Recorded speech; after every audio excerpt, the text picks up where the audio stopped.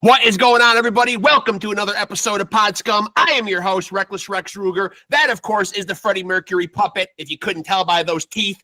We're back with another episode of Pod Scum, where the cool kids come to chop it up with your boy, Rex Ruger, a.k.a. Diamond David Lee Roth Jr., and we're about to get into it right now with a bona fide legend. As if I wasn't legend enough, we're getting down and dirty with the man today.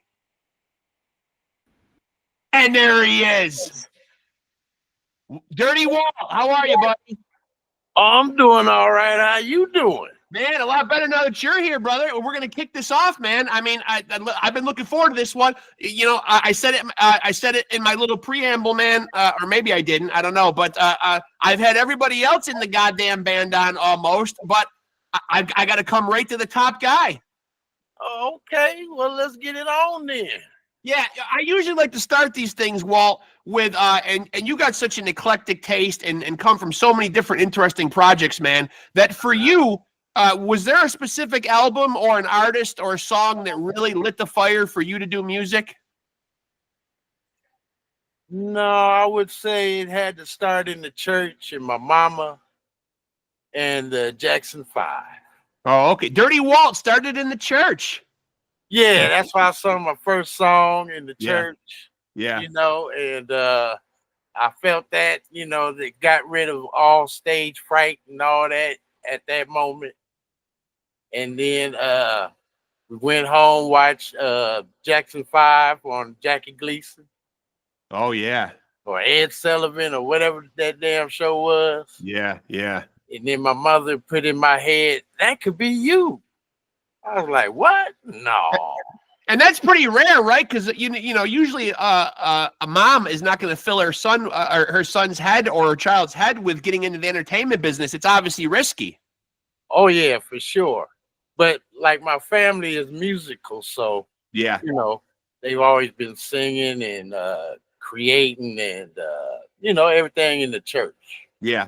Now, we'll get into Year of the Dragon stuff, and obviously, you know, so many decades with Fishbone. But on top of being a vocalist, man, you also play the trumpet, which I know sometimes when kids get into instruments in school or they get into bands, they want more of the glamour things, but, you know, shredding on the guitar, being the front man. How do you end up at the horn and staying with the horn?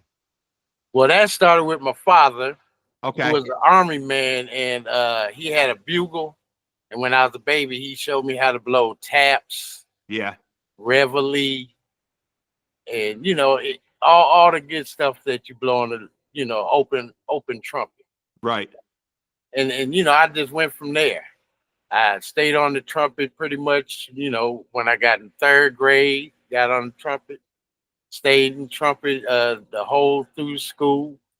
Then after got out of school, I got more into all the 3-valve instruments. Yeah. And when you guys are putting together music, you know, because obviously I've had a couple of the other guys from Year of the Dragon on here. You know, you pack the band with so many amazing players and creative guys. When you guys get together to make music as Year of the Dragon, what's the creative process like? Are you bringing most of the ideas, or is everybody kind of collaborating? No, we're a collabo. I like the guys to be able to exercise their artistic mindsets with whatever we do.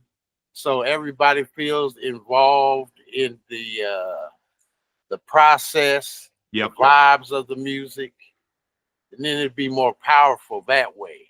Yeah. I'm not no goddamn musical genius that can, you know, write the best tune and all that. I just know a good tune when I hear it. Right. Yeah. So you do let the guy. So do you? You know. So obviously, input from the guys is encouraged. Oh, very encouraged. Yeah.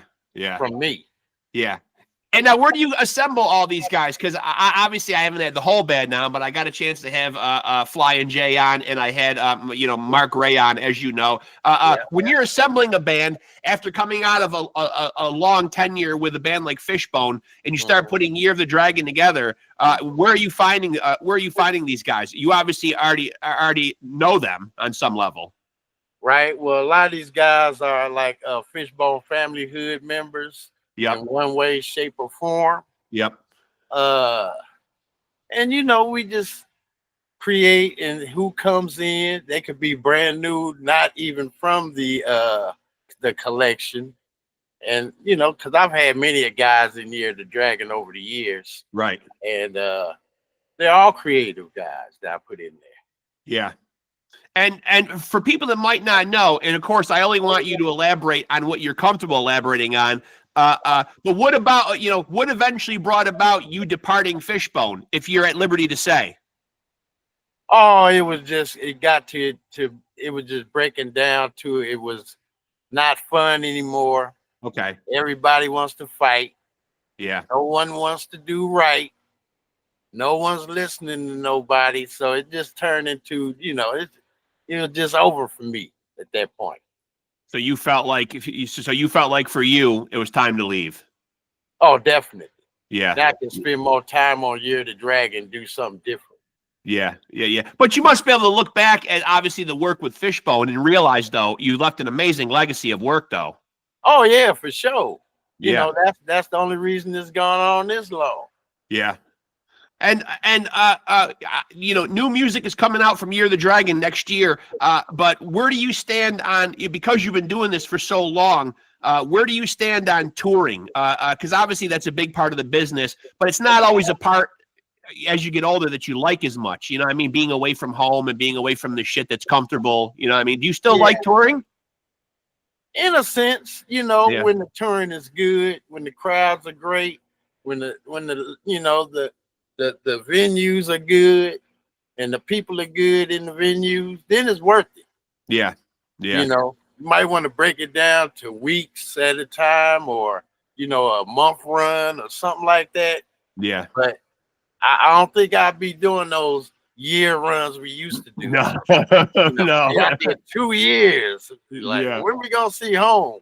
Oh, I can't be away from my bed for that long. A year, I can't even imagine, man. I'm happy at the end of an 8-hour workday coming home.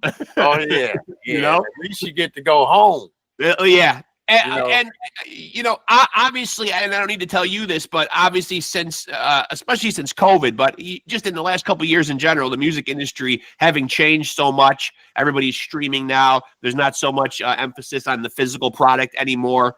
I don't know. Do you feel like, what will Year of the Dragon release? Will it be a full-length album or will it be an EP?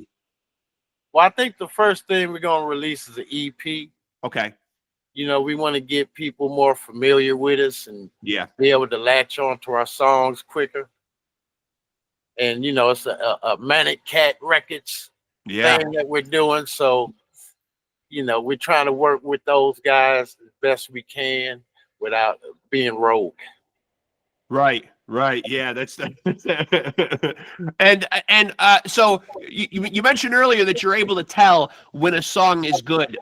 You know, when you're creating music, man, what's the formula for a good song? What usually comes first? You know, like when you're creating a song, what comes first to you? Is it a title? Is it an opening line? Is it a melody?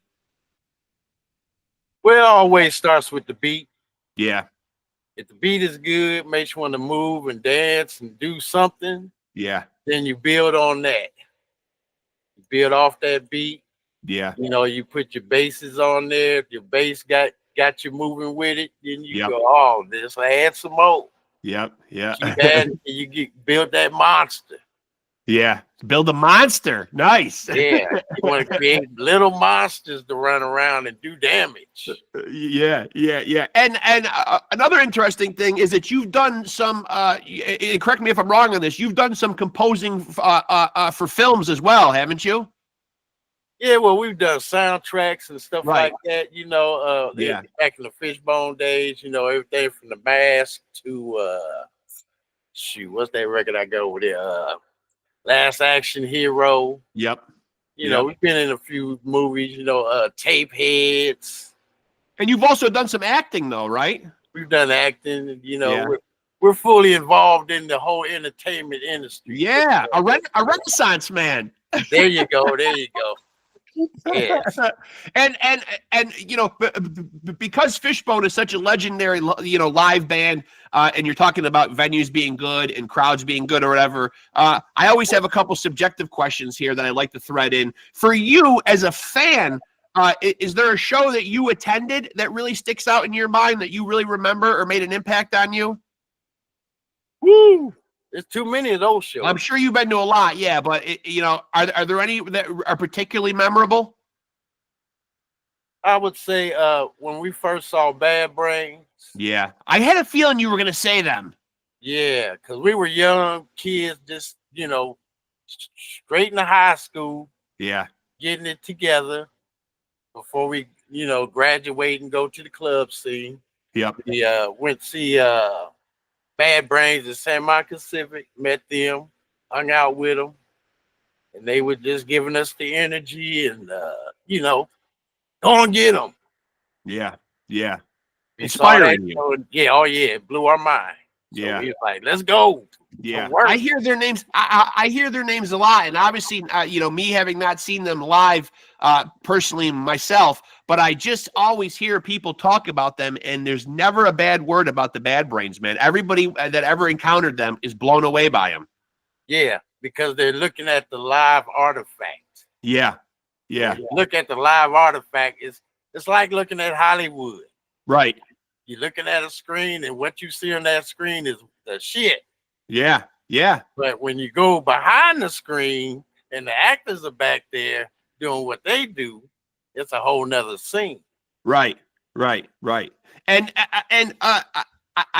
again, correct me if I'm wrong on any of these dates, but in 2003, you also took kind of a hiatus from Fishbone for quite a while, didn't you? Oh, yeah. And now for fans that might not know, and I don't know how public you made it, what was kind of the reason for the hiatus at that point? Were you just kind of burnt out? It was the same stuff. Yeah. It's the same two jackasses in the band. Call themselves running things or knowing what they doing. Yeah. Don't know a damn thing of what they doing. Yeah. Just ruining everything for everybody. Yeah. You just get fed up. You say, fuck it, I'm out of here. Yeah.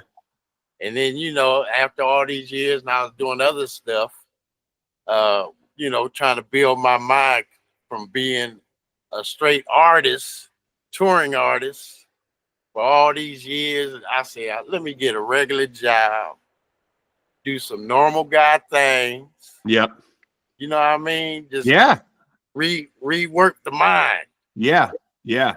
Yeah. And then, it's obviously got to be tough, though, man. And I'm not a musician. I've never been in a band. But, I've been married for a long time, and I don't think that it's much different. It's obviously you got to cohabitate in harmony with other people. Yes, yes. Which is not no matter how terrible they are. Right. Now, I'm not going to say anything about my wife being terrible because she's currently around here somewhere. So I've been married long enough, Walt, to know better than that. But oh yeah, we all know better than that. Happy wife, happy life. There you go. And me and you talked the other day when we were setting this up, and you had said that you were bouncing back from some health issues. So how are you doing? Oh, I think I'm 100% back right now. I'm feeling way better than the other day when we talked. Yeah, I was just coming out of it then. Well, you guys are particularly. I imagine Year of the Dragon will probably be, especially if you're involved in it, and obviously knowing the other guys involved in it, I'm sure it will be a high octane, high energy show, a lot like Fishbone live. So obviously you put a lot into the performances. Yeah. So I mean, I'm sure that requires a lot of physicality. Yeah, you got to be in good shape. Yeah. You got to have your lungs together, your legs and arms, and everything together, your mind together. Yeah, I mean, obviously, Flying J seems like he's got a lot of energy. Oh, he is the energy. He's the energy. That's the youth personified right there. Yeah. Because I'm kind of amazed, man, because I wanted to make sure people knew when I had him on that, look, he's in this band, he's a front man, he's playing the horn and all, but he's not playing the horn like you're thinking about your regular horn player. You know what I mean? Like you guys aren't like the Lawrence Welk band sitting there just playing horns. I mean, you guys are jumping around. There's a lot going on. Yeah, but in Year of the Dragon, we're not playing horns. No horns in Year of the Dragon. No horns in Year of the Dragon. We're a rock band. Okay. So that's kind of a vast departure, man. So you're putting the horn down. Well, I can't say I'd ever put the horn down. But for Year of the Dragon, you are. For Year of the Dragon, yes. Yeah. Me and Jay gonna put the horns down, and then we're gonna exercise our vocal capabilities. Okay. For the people, let them know that we're not just side men. We're not just the guys you see in the background all the time, backing people up. We're gonna be in the front, letting you know what's on our minds. Yeah, yeah. And I'm glad you brought up using your voice. Are you anybody that ascribes to any type of voice care? Are you a warm-up guy? Are you or are you just a guy that just gets up on the stage and can just kind of belt it out? Well, I've been doing it so long, it's either go or don't. Right. So I might do a couple breathing exercises, open up the throat, drink some hot tea or something like that. You know what I mean? Yep. And then it's all up to God at that point. And what about expanding the mind through drugs? Well, as everybody knows, I'm a serious, dedicated pothead. Yes. Yeah. I smoke weed every day, all day. Yeah. Nonstop. Okay. And for people that might not know, and I've done a lot of these episodes, and usually the majority of them, I just got home from work now, so I haven't had a chance to, but usually I'm high during them too, but I have gone exclusively to the edibles. Oh, yes, the edibles. They don't do it for you. They can be unpredictable. That's true. and then, sometimes they just don't work right, like the way I need to feel physically. Right. So I'm pretty much a smoker, Yeah. So how long throughout your life have you been a proponent of weed? Is this something that you've been doing for years and years, all your life? Well, definitely all my life. Yeah. Weed got me to sign up to vote.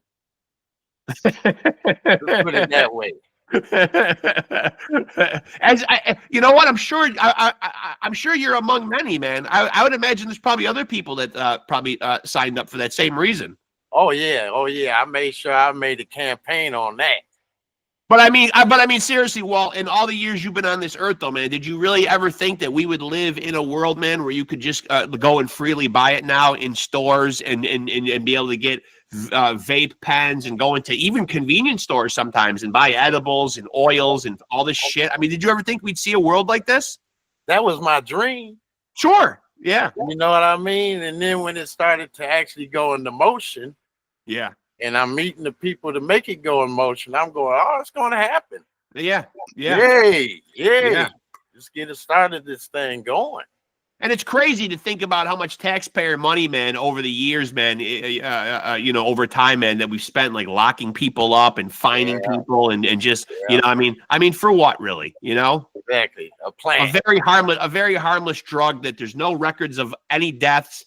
People aren't going out and committing violent crimes or driving and killing people. You know what I mean? You want to outlaw something? Outlaw alcohol, for fuck's sake. There you go. There you go. That's the most dangerous drug that's legal right now. Alcohol. Yeah. I mean, hundreds of thousands of people every year still die and getting DWIs and killing people with their cars. I mean, oh yeah, just poisoning themselves to death. For fuck's sake, leave us potheads alone. Yeah, give us the chance to live. Now, one project that you did back in the day that I really loved, and it was only a one-off album, and I don't know if you'll ever revisit this or not, but I really liked the Dirty Walt and the Columbus Sanitation album. Oh, Lord. Yeah. I do. You do? Well, I'm on number 4 right now. Yeah. I've done 3 before. Yep. I'm on number 4. I haven't released number 4 yet. Well, wait a minute. There's 4 albums out of Dirty Walt and Columbus Sanitation? Oh, yeah. Well, there's 3 that's physically out. Right. And the 4th is yet to come out. Okay. And then I'm working on the 5th, which would be like a Dirty Walt Go-Go EP. So basically, my Apple Music is fucking me because I'm led to believe that there's only one. At least they only carry one. They only promote one. They only promote. Well, okay. So that was why. Okay, so that was why, because I was looking around and thinking, I like this project. Why isn't there more of this? Oh yeah, there's always more, but they don't get promoted or pushed out there or anything. Only thing you get is a message from me that I put it out. And why do you think the streaming platforms only choose to carry one? Well, the first one was backed by XXX Records. Yep. Do you remember them? Yep. So that one was more, I guess, commercialized. Okay. The first one. That's the classic. Okay. Yep. They always make sure they got the classic. Yeah. Yeah. Yeah. And so I don't know if I asked the other guys this, but do you have a definitive timeline on like when you would like the Year of the Dragon EP or new music to be out in 2025? It'll be towards the beginning-ish part of the year, right? Oh yeah, we're suspecting March. Yeah. Okay. Without any stumbles or staggers, nothing like that. March. And I'm glad you guys are putting out an EP, and it does feel like, and I don't know, correct me if I'm wrong, or let me know your opinion of it, but does it feel like it's more of an EP world nowadays? I mean, it just seems like people don't have the attention span to spin a whole record. Yeah, it's more like a single world now. Maybe even singles. Yeah, I know. They don't even really listen to EPs no more unless you Kendrick Lamar or somebody big like Taylor. Right. Yeah. You know what I mean? Then they'll give you a listen. Other than that, then you got one song, they go, oh, I like that song. Yeah. And then they move on. Yeah. It's kind of like you got to show people like all your best shit right away, or else they're moving on. Yeah. You got to flood the market. Yeah. Yeah. Yeah. And you got to be Michael Jackson of the market. And so back when COVID hit, if you can remember back around 2020, when all the world was locked down, what was that period like for you? I mean, like, was there a lot, did you take it as a time to rest or were you creating a lot during that time? I talked to a lot of artists, and a lot of them were either slowing down and recharging the batteries, or they were getting a lot of writing and a lot of shit done. Yeah, mostly writing and, just kicking back, relaxing, just taking time off of the road and all that. Yeah. But other than that, just a nightmare at home. Yeah. Well, did you get COVID at all? Yeah, I think I got COVID 2 times. Yeah, I did too. Was it severe? Yeah. Yeah. Yeah. I mean, you got pretty sick. I mean, I got it twice, but it kind of felt like a mild cold. It wasn't too bad. Oh, no. Mine would put me down. Kicked your ass. Yeah. Oh, yeah. Anytime I get real sick, it put me down. Yeah. Yeah. And so I'm going to ask you another subjective one here. If I was taking Walt and dropping him on a desert island and you could only take one album, what would the desert island album be? Ooh. I think this is the first time I actually stumped Walt and got him thinking over here, man. You don't see Dirty Walt at a loss for words very often. I don't know. I would probably take the P-Funk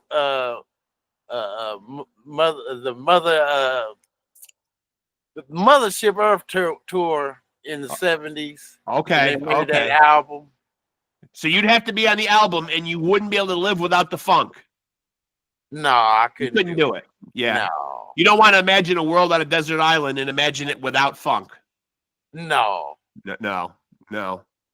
And is that the most important part to infuse into the Year of the Dragon band? Like what's, obviously you said you're putting the horns down. You want it to be a fully realized rock band.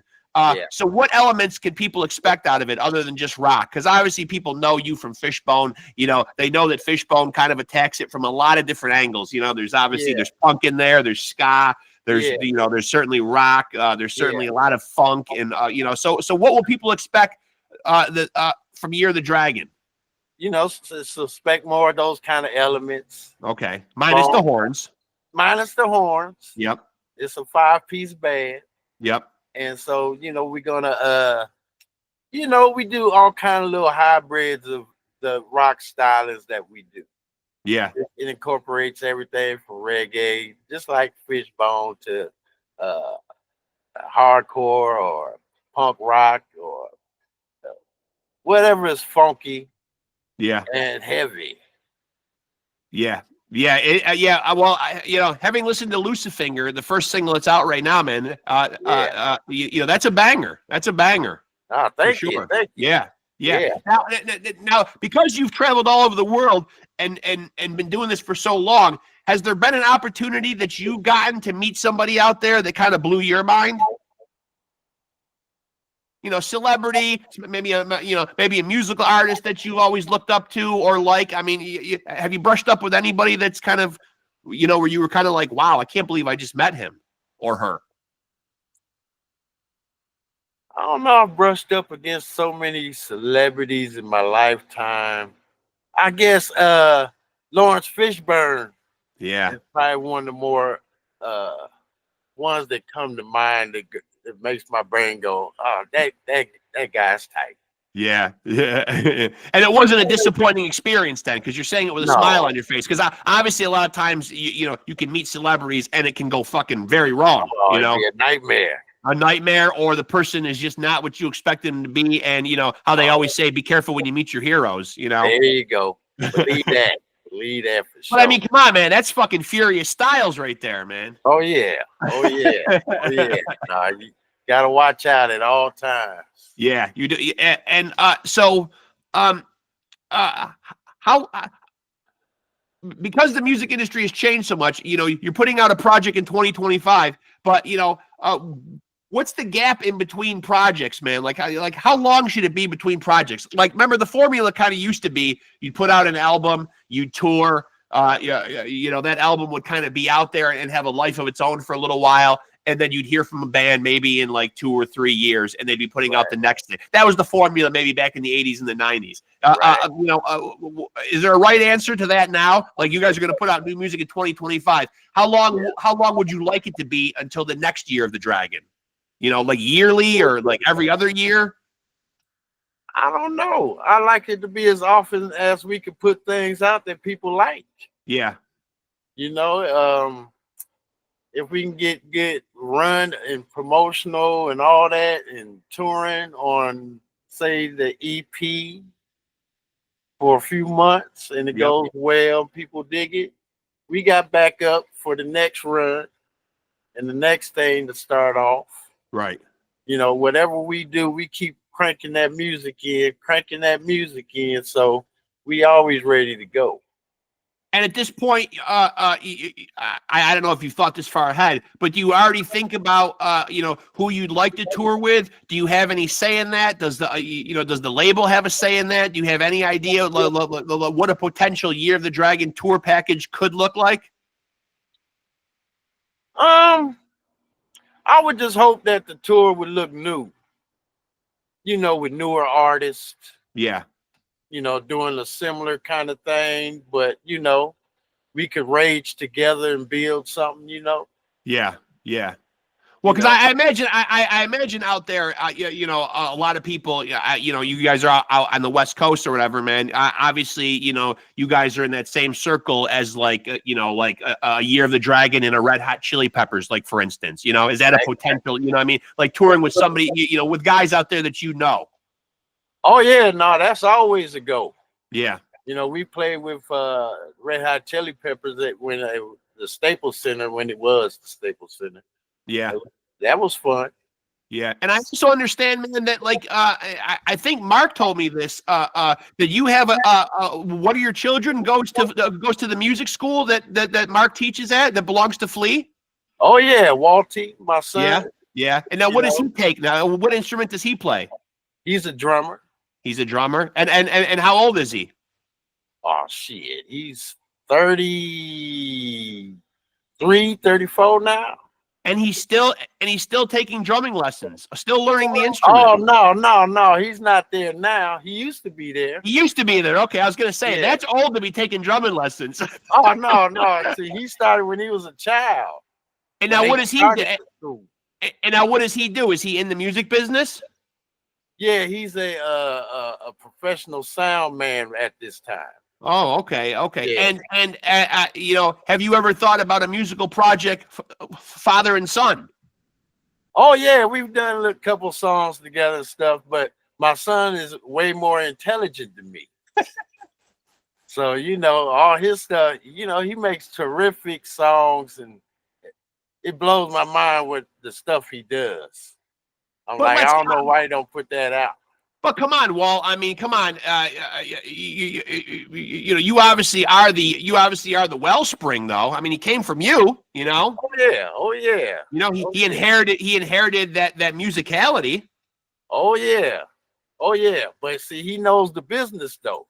Yeah, that's key. Yeah, that's The key. business is what slows people up when they see it in action. Yeah. Now, who takes care of the business for Year of the Dragon? Because obviously, that's not a side that you know. Usually, artists kind of want to be artists, and it's nice when somebody else takes care of that for them. You guys are obviously fortunate enough to be a band that's on a label or whatever. But if business stuff does come around, is it kind of you that handles it all?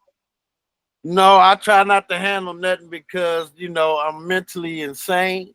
And you're high all the time. Yeah. Yeah, and if somebody say something wrong to me, I'm gonna grab them by their damn neck. That's right. So I got Rod Core, the man who started Year the Dragon with me originally. Okay. Me and him started the group way when I left Fishbone the first time. Yeah. Okay.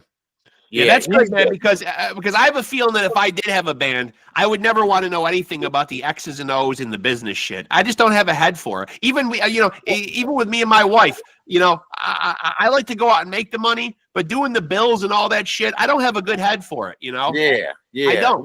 It takes another way of mental organization for that. You got to know your strengths. You know? Yeah, yeah. I try to stay where I'm strong. You got to stay in your lane. Yeah, I mean. Exactly. So I'm curious to know for you, because you do have such an eclectic taste, if you could put together, and again, and this is another subjective question, if you could put together your Mount Rushmore of all-time greatest artists that mean the most to you, who would the Mount Rushmore be? And for all my idiot watchers out there, I do know that Mount Rushmore has 4 faces on it. So I'm going to pass geography class today. Back when I was doing my boxing podcast, somebody had to embarrassingly point out that Mount Rushmore is in South Dakota, which I did not fucking know, but now I do. Shame on me. I'm not a very good American citizen, I guess. But wow, that's kind of hard, but I'd have to put. Well, you did speak very glowingly earlier about Michael Jackson. Is he on there? Or does he not make the Mount Rushmore? He could make my Mount Rushmore. Okay. James Brown. James Brown's got to be there. Yeah. Yeah. James Brown and George Clinton is a solid place to start. And I would put Prince up there too. That's my guy right there, man. I've got a huge collage staring at me right here, man. Prince is even though I'm a rock and a metal guy, man. I mean, Prince is like is God to me. Yeah, he's like a musical fucking genius scientist. Yeah. You're exactly right. I had the drummer from the Fun Loving Criminals on here a couple weeks ago, and he said it best. He said Prince is the 20th century Mozart. There you go. There you go. Yeah. I mean, that's high praise, man. But Prince is one of those like weirdly talented guys that could just like, you know, it's like he could take your instrument and play it better than you and then hand it back to you. You know? Yeah. Crazy. Those guys are scary. Yeah, those guys are scary. Yeah. All right, so James Brown, George Clinton, and Prince up there. So one more. Michael Jackson. Okay, that's a tight Mount Rushmore right there, man. Yeah. That'd be the perfect Mount Rushmore for me right now. Yeah. And now, what is it about? Like, you know, you obviously explained, your love for Michael Jackson at the top of the interview, man. But you immediately went to James Brown, man. Which James Brown has come up a couple other times on other people's Mount Rushmore. Not as much as I'd like to see him on there, man, because he deservedly ought to be on every fucking Mount Rushmore. But I get a lot of rock and metal guys on here that sometimes forget about, the power of the Godfather of Soul. You know, but we know. You know what I mean? But you went to him immediately, man. What was it about him specifically that's important to you? Well, that was probably my first live show I ever saw as a child. Yeah. At the Ohio State Fair. And he came out on the stage from the helicopter Yeah, but making the big entrance. Ladder all the way down to the stage, and then wore that shit out. I don't know how he did that. It was insane. And how old are you at the time? I was probably 4 or 5 years old. And you know a performance is great when 4 or 5 years old. It makes an impact on you and stays with you. Because sometimes you're so young that you might forget a memory like that. But James Brown, you don't forget. No, I wasn't going to sleep. No. There's no forgetting him. And so, because you are so musical, you mentioned your father was into music. Did you have a musical household? Was there always music going on in your house? Always. You know, always records playing. If I go down the street, all my friends were playing stuff. You know, always surrounded by music. Music never stopped. And what about because you are a California guy? What about when hip hop started to get big? Did hip hop have an influence on you at all? Oh, hell yeah. Yeah. Oh yeah, since the 70s. And what was the first hip hop that you really remember getting its hooks in you? Oh shit, like King Tim the Third. Yeah. You're going back. Band. Yeah. Oh, I was like, I gotta remember that rhyme. Yeah, that was a good one. And now, what about current hip hop? Because obviously, man, I enjoy a lot of hip hop too, but I have a hard time finding anything real current because I just feel like the guys are doing it too fast and I can't keep up, man. I kind of like a little more of a boom bop, you know what I mean? Like something I can kind of keep up with a little bit. Are you able to find any new artists? You know, it doesn't even matter whether it's rap or not, but like when you're listening to music, do you tend to listen to old stuff or are you finding new music out there that excites you? Well, when I listen to newer stuff now, I try to listen to what attracts me. Yeah. You know, the only professional that's attracted me is Kendrick. Yeah. But they got some other little new guys, that's more my speed, rap slower like the old school. Yeah. They're like what they call Swerve Entertainment or something crazy like that. Yeah. I like their little raps and stuff. So you like when so you like when you can kind of understand what the hell's going on. A lot like me. I do too. Oh yeah. Oh yeah. When you can hear the words and go, yeah, I'll relate to that. Yeah, okay, and you can kind of bob your head a little bit, and it just seems like a lot of these guys are rapping now, and it's like you're listening to like an auctioneer. I can't keep up, you know? Yeah. After that, then I just go back to like EPMD. Yeah. Yeah, something like that, and just get regular with it and feel better about myself. And now, will there be elements of hip hop at all in Year of the Dragon music? Well, there's already elements of hip hop in Year of the Dragon music. Oh, okay. And who kind of brings that to the table?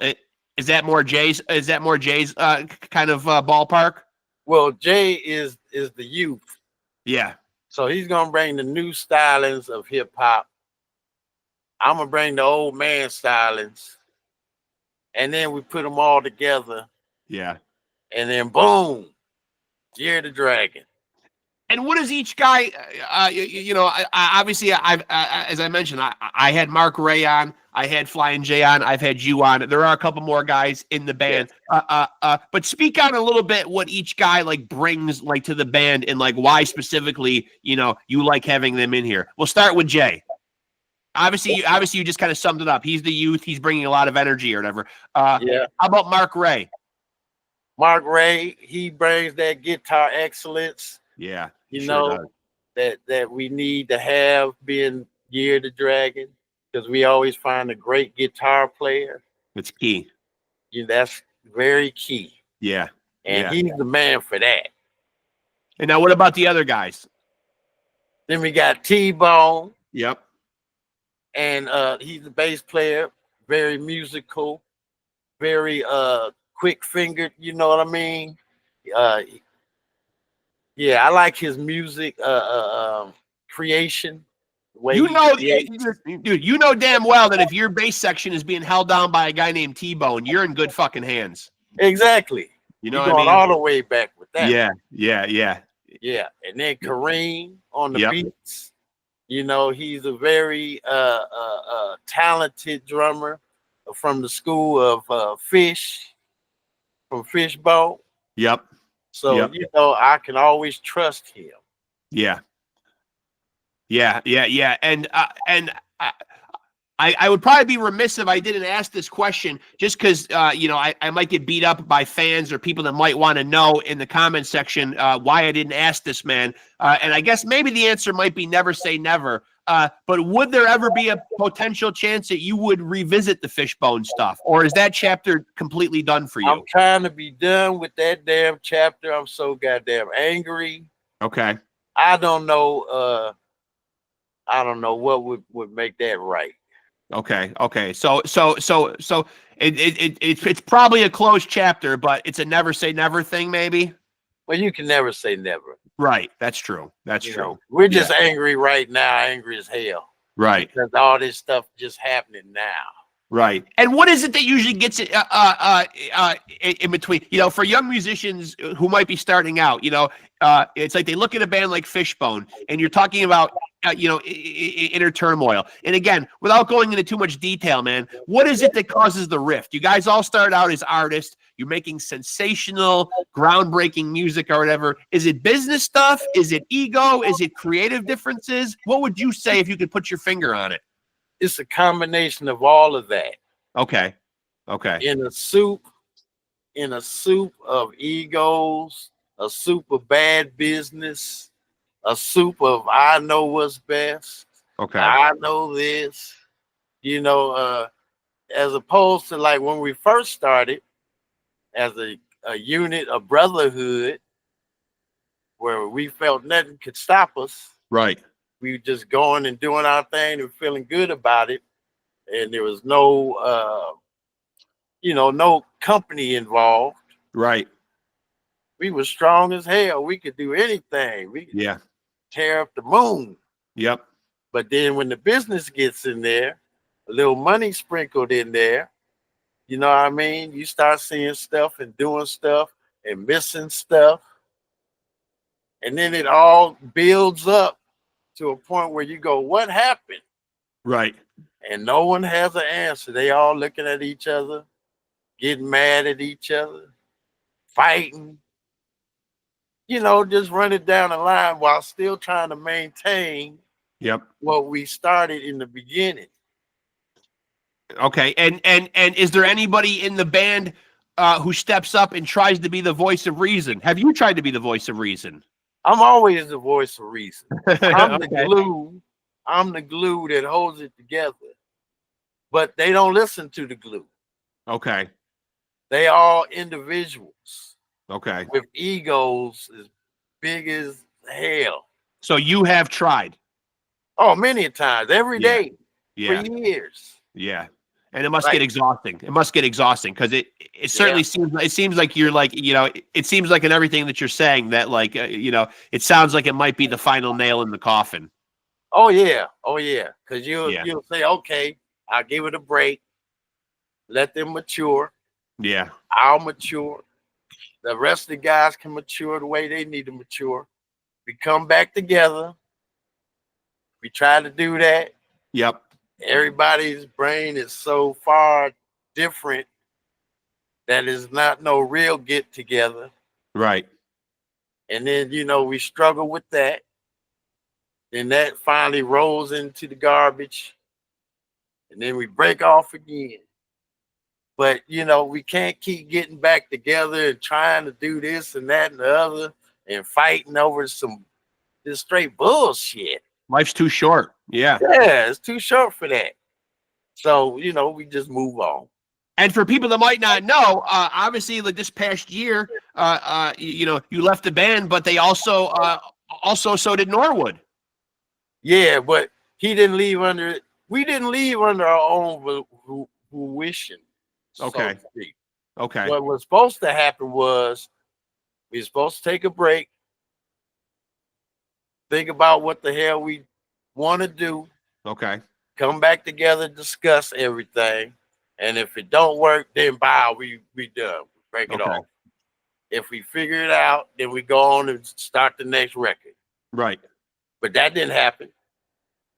One individual and the dumbass management decided to steal the band.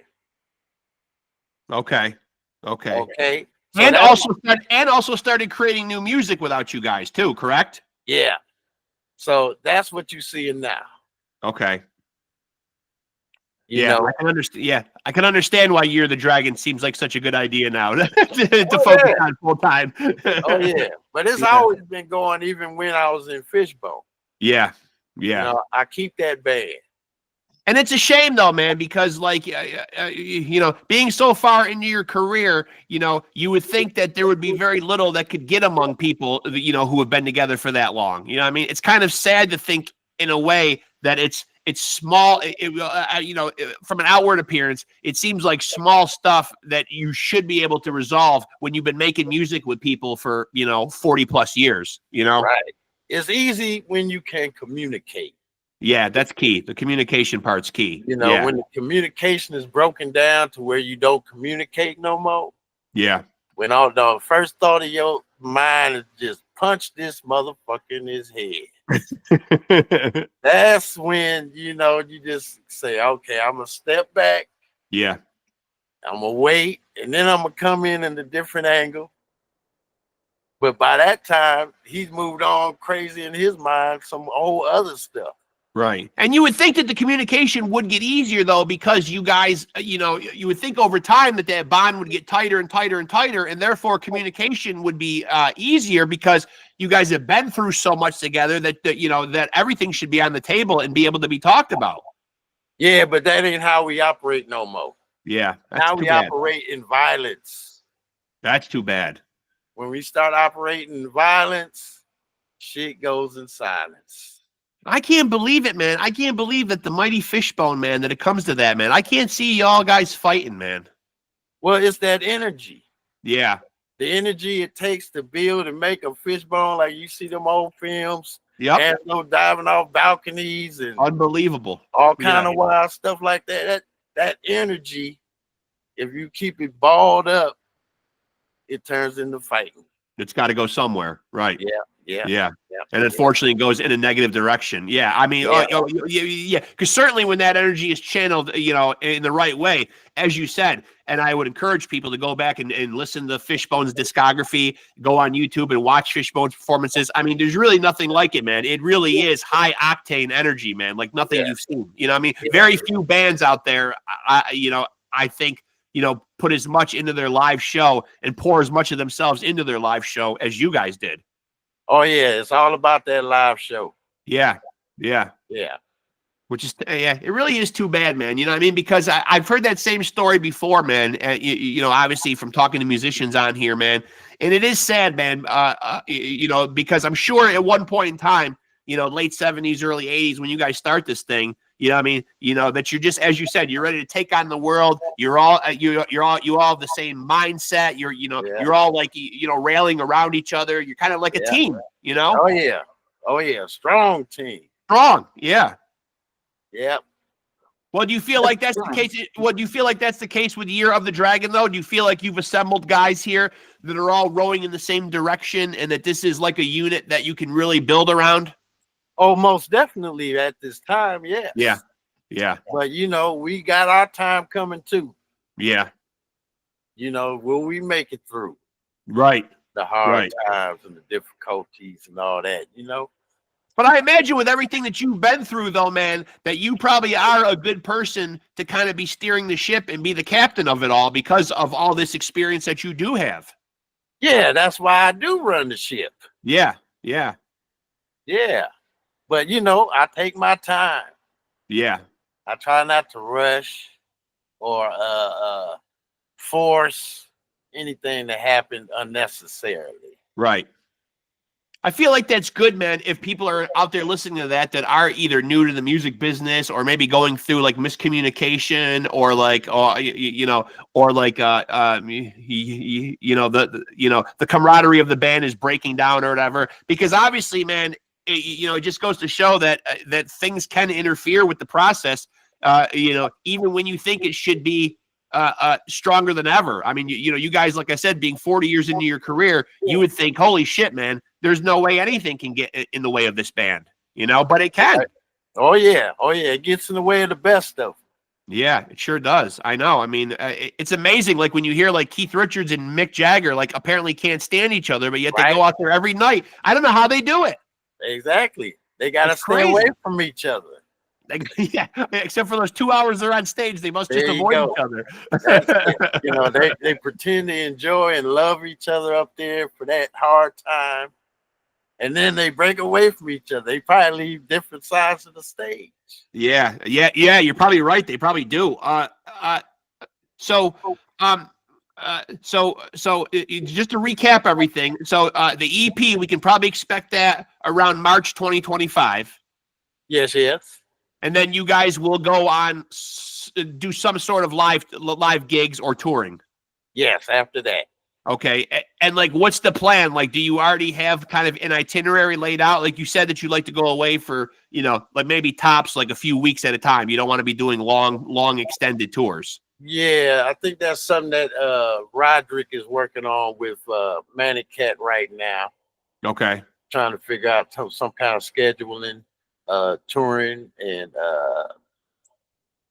routing, get on the route. Yeah. Do some things for week to week or month to month or however we got it planned to make it work. Because a lot of these guys still are running their day jobs. Sure.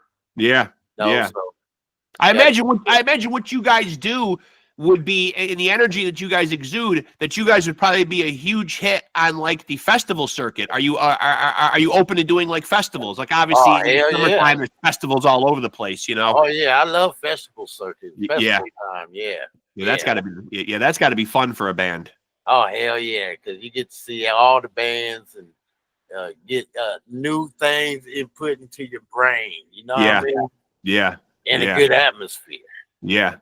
Well, listen, man, I'm looking forward to the music, man. I love what you guys do, man. I'm a fan. Obviously, I've had other guys, from the band on the show already, man. So, I'm tapped in. I love what you guys do, man. And I really, truly appreciate you coming on here, man. It was really an honor getting the chance to talk to you. Oh, well, thanks for having me on. Yeah, I appreciate it, man. And like now that we're in touch, man, keep in touch. And when it gets closer to the EP coming out, I'd love to have you back on. Oh yeah, hit me up anytime. I will. You're stuck with me now. I'm going to start looking at you as Uncle Dirty Walt. There you go. Call me Uncle and call me anytime. I love what you do, man. Seriously, man. I'm a huge fan, man. All kidding aside, man. I really love what you do. I love all the projects you're involved in, man. And I'm a huge fan, man. So this was a real treat. Thanks for doing it, man. Really. Oh yeah, anytime. You need anything from me? Maybe I could dig up some of those solo records. Yeah, what I really want, and they're out of stock though, man. But it is upstate New York here. You might not be able to relate because you're on the sunny West Coast. But here in upstate New York, I'm freezing my ass off and have about 6 or 7 inches of snow outside. What I need to be back in stock is those Year of the Dragon winter hats. Oh, that's what I need. That's what I need, Unc. Okay, yeah, we'll get started working on that then. Yeah. I need one of those, man. I'm not in sunny California, Walt. I'm in freezing cold upstate New York. Oh, yeah. Well, we got to take care of you. Cover that head. You got to take care of me, man. Like maybe some hoodies, you know what I mean? Like I want to get tapped into some good merch because I love the logo, man. I love what you guys do, man. I love the branding. I mean, it's all fucking cool, All right. Well, I'm going to work on that. Yeah. And me and you are in touch now, man. So we'll talk, man. I'll touch base with you from time to time and kind of stay in the loop. All right. Excellent. Yeah. Appreciate you, Walt. Thanks, buddy. Really appreciate it, man. Love you. All right. Thanks, Dirty Walt. Talk to you soon, buddy. I'll later. All right. Later, brother. There he goes, folks. Again. Reckless Rexx does it again, delivers you another legend. That guy's a fucking legend. Make no mistake about it. Dirty Walt Kibby. A longtime member of the legendary Fishbone. A shame that the boys can't work it out, man. 40-something years on into their career, man. Inner turmoil seems like it has really ravaged Fishbone, man. It's sad. But from the ashes of Fishbone, at least for Dirty Walt, Year of the Dragon has spawned with some amazing players. If you're tapped into Pod Scum, I've had Flying J Armand on here. I've had Mark Bay on here. Hell, if I can get the rest of the guys, they're all welcome on here, man. But you know, the guy that spearheads it all, man, the captain of the team, if you will, Dirty Walt Kibby, brings it all together. Of course, you know him from his years as vocalist slash trumpet player. As I said, in the amazing Fishbone, man, and what a legacy that he has left behind. And if you like what he did in Fishbone, man, you will love, again, as Walt said, minus the horns, but Year of the Dragon is fucking legit throwing down. They have a single out there right now called Lucifinger. And as Walt said, a new EP will be coming here around March 2025, and then touring will ensue. So, of course, the boys are going to bring it fucking live. Dirty Walt don't know other way to fucking do it. So if they are coming near you in your corner of the world, I would certainly recommend going to see them. If they come to in my corner of the world, I will certainly be going to see them. If they're coming to a festival near you, go see them. And of course, check out Lucifinger. The single is out right now.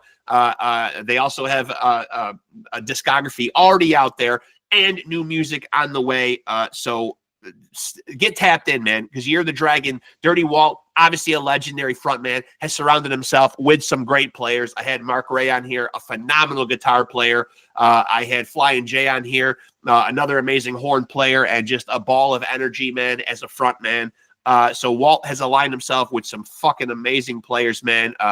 Bass player T-Bone, just an amazing fucking band Walt has put together. Of course, you know, he did say never, but it seems like maybe the Fishbone chapter is closed, man. But again, as I say, man, we can celebrate Year of the Dragon, man, because Dirty Walt fucking forges on, man, and still bringing us kick-ass music. So no need to worry, folks. If you're a fan, don't worry, man. Dirty Walt's still out there doing his thing. He's still going to get you fixed. So that being said, let me give myself a look here, because Walt got in here so quick, man, that I didn't give my quaff a proper checking.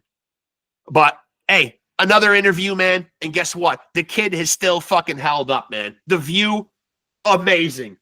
And of course, when I need a little help, and I don't need much because I have, obviously, being the son of Diamond David Lee Roth, I've got genetics on my side.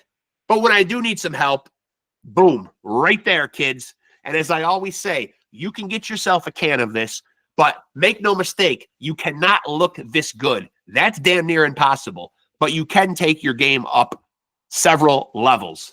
And as we all know, folks, and I always say on here, life is really all about levels.